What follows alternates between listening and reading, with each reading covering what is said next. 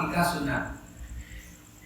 Sunat bagi laki-laki 2 ekor kambing, untuk perempuan 1 ekor. Kalau mampu 1 ekor, 1 ekor dulu. Kalau nggak mampu ya kapan mampu. Udah. Sunat akikah bagi balita adalah oleh ayahnya atau kakeknya.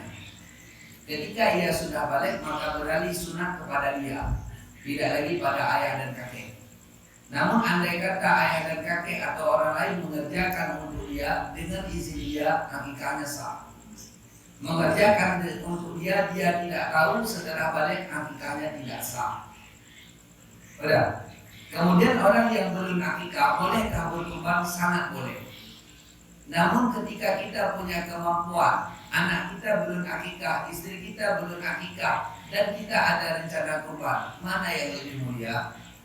Mulianya akikah dulu, baru kurban. Nah, andai orang melakukan kurban, boleh. Dan boleh campur akikah sama kurban. Seekor lembu dibeli seseorang untuk kurban, tapi pesertanya baru 5 orang, butuh 2 orang lagi. Maka 2 orang lagi menggunakan hak di situ untuk akikah, sah. Di momen kurban. Kalau orang bilang nggak sah, kalau dia bisa baca Melayu suruh baca 9 kali misalnya. Kalau dia bisa baca Arab suruh baca apa yang dia suka. Oh ya, jadi dia namanya ada jabaran di sana.